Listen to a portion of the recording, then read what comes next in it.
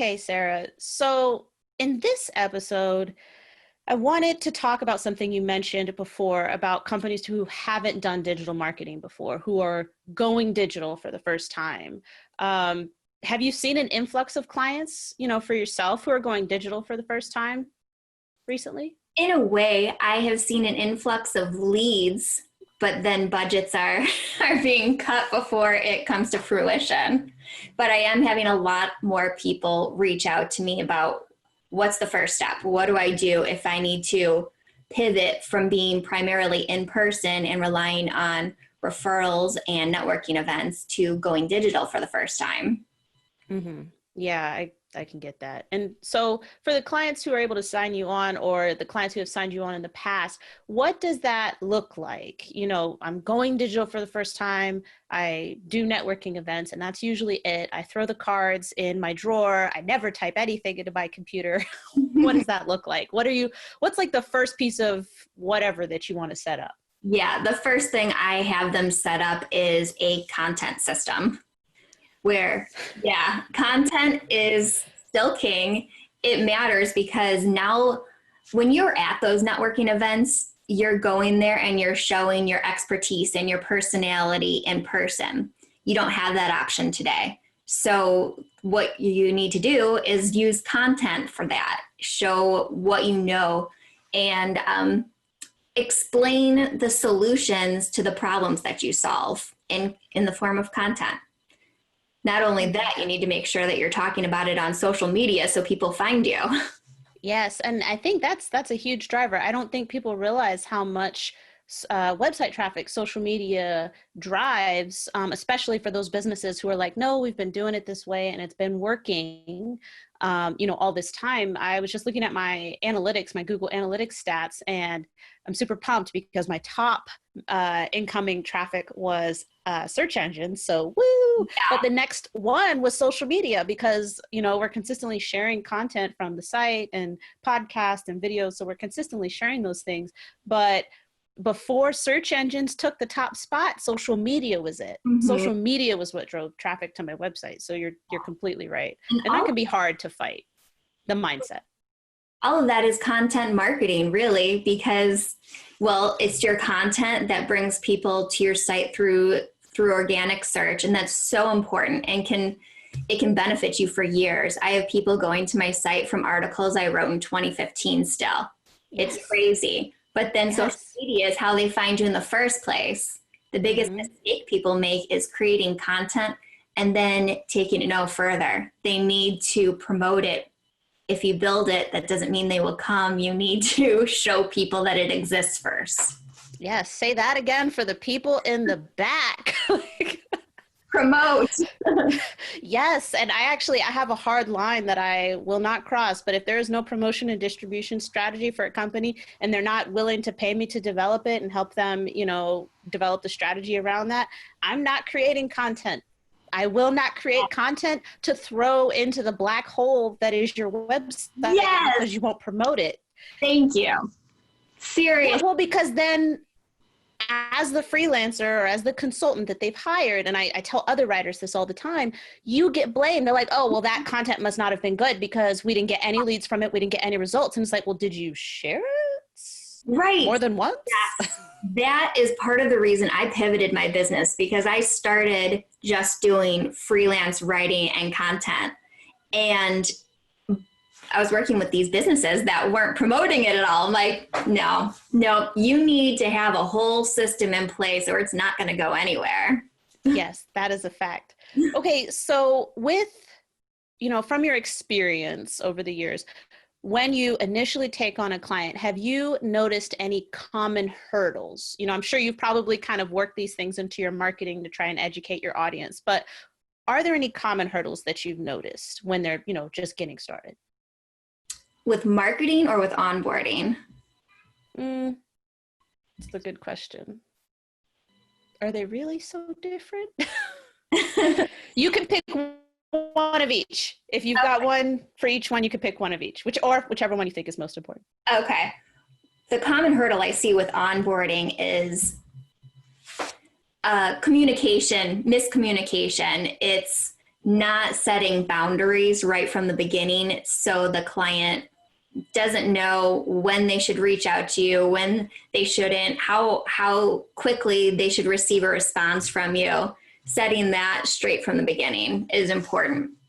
And for marketing, it's when they come to me with a specific set of ideas that they think need to happen instead of a problem that they need solved.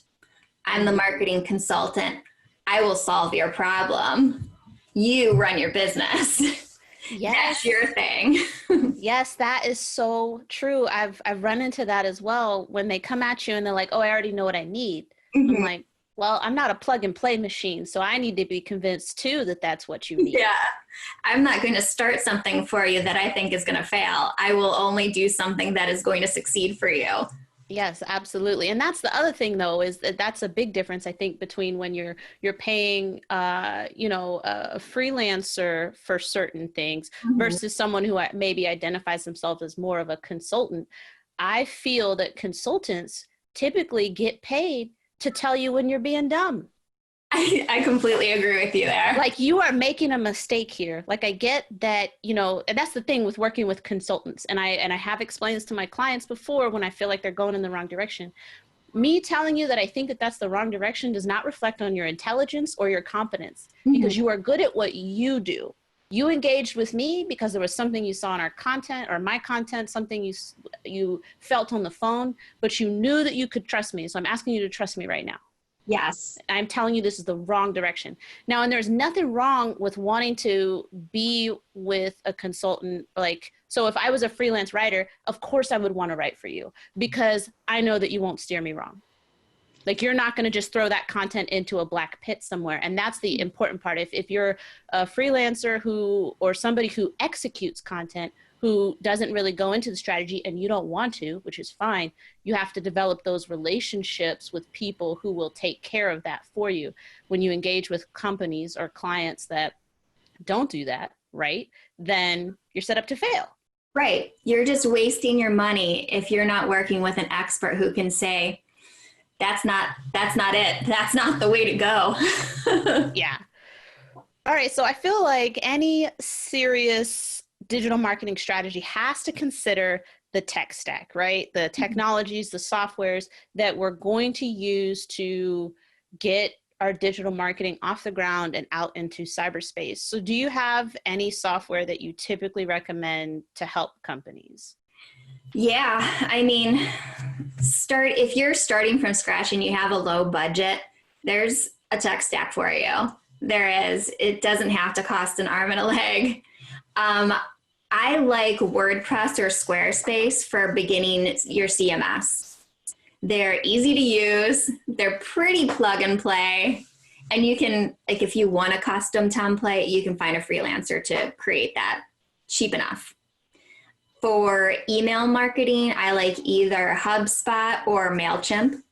Both are great. And if you want, they integrate together too, because like if you're using the free HubSpot account, you can't do automations and workflows. But with MailChimp, you can, and you can integrate the two of them. So you can have the free HubSpot with the free MailChimp and get a more robust platform when you connect them. See, that's why I'm asking you the questions. That's fantastic. I feel like maybe that was something I knew, but it certainly wasn't puzzle pieces that I had put together, but I don't spend a lot of time putting together these types of stacks the way that you do. So that's fascinating. Yeah. And yes, 100% on I haven't used Squarespace a lot. I know I don't like Wix, but but the websites I've made for myself have been in WordPress. And I guess the one thing, I was advising a friend, he wanted to start a blog and he was like, "Oh, what should I use?" I said, "Just use WordPress." He's like, "I don't want to because there's too many things to pick." And I said, "No, just pick a template. Pick a template you like and stay out of the settings. Like, don't mess with the settings."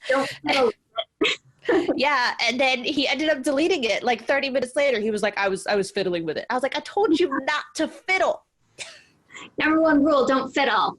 Yeah, like if you just want something that's straightforward, then don't dig into it. Just add your colors, add your logo, and move on, right? Yeah. If you want something that you cannot break, it's Squarespace. You can't Okay. break it. It's impossible. They don't let you. They don't give you enough access to break it.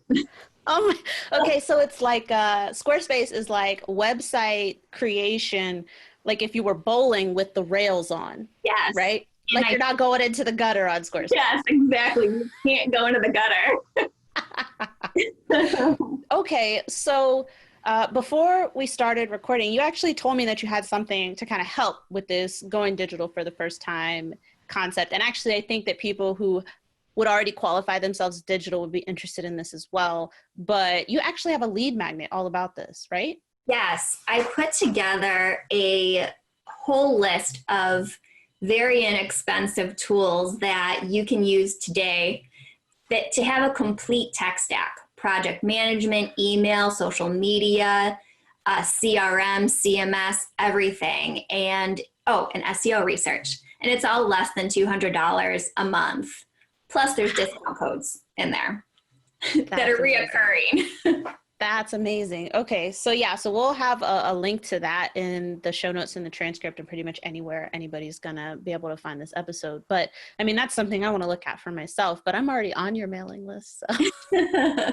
But that's amazing. And just to kind of highlight the value here, I don't think people realize how much work it takes to put together something like that, because you put together a stack that would actually work together, like these Mhm. programs work together, and you're not going to have, it's going to be minimized redundancies, especially considering that you're paying less than $200. So unless you foot the bill for something like HubSpot's full marketing suite, for example, which is super expensive, Yes, you it is. know finding a stack that's already laid out, that's half the battle right there. And with your experience, I certainly trust it. So that's, yeah, so just for anybody listening, um understand that the value of what she's offering there is huge. It will save you a ton of time, and settling into technologies that somebody else has already vetted, somebody of Sarah's caliber has already vetted, is huge, because you will spend a lot of time researching. You will get drawn in by the shiny object and maybe pay too much. You may get drawn in by a program and then 3 months later have to pick up and move everything to another program. Yes. It's no fun. It's no fun. No, it's not. Everything integrates. I use all of these tools myself. I recommend it to any tiny business.